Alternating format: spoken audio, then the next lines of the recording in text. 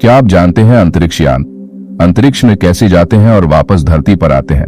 नमस्कार दोस्तों, आपका स्वागत है हमारे पॉडकास्ट में, जहां हम आज बात करेंगे अंतरिक्ष यान के अद्भुत सफर की। ये यान कैसे धरती से उड़ान भरते हैं, अंतरिक्ष में पहुंचते हैं और फिर सुरक्षित वापस आते हैं। चलिए विज्ञान और रोमांच के इस सफर को शुरू करते हैं। धरती से उड़ान अंतरिक्ष यान को अंतरिक्ष में ले जाने के लिए हमें जरूरत होती है एक बहुत शक्तिशाली रॉकेट की। रॉकेट में ईंधन जलता है और एक विशाल बल थ्रस्ट उत्पन्न करता है। यह बल धरती की गुरुत्वाकर्षण शक्ति को पार करके यान को ऊपर ले जाता है। Staging process.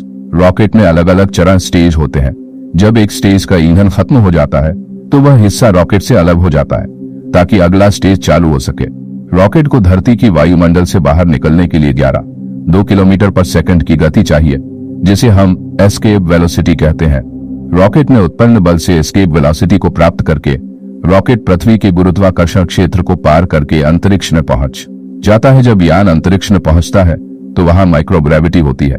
इसका मतलब है कि यात्री और यान धरती की गुरुत्वाकर्षण से लगभग स्वतंत्र होते हैं।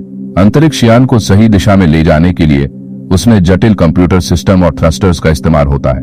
इसके बाद यान की धरती पर वापसी कैसे होती है?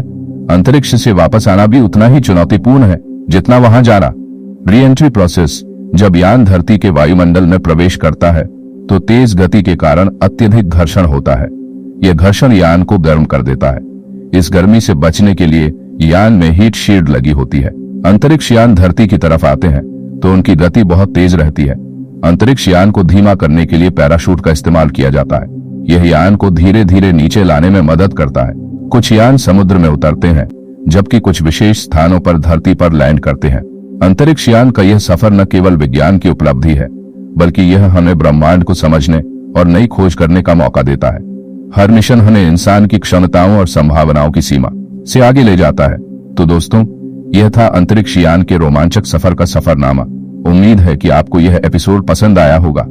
अगर आपके पास कोई सवाल या सुझाव है तो हमें जरूर बताएं। अगले एपिसोड में फिर मिलेंगे एक और रोचक विषय के साथ। तब तक के लिए अलविदा।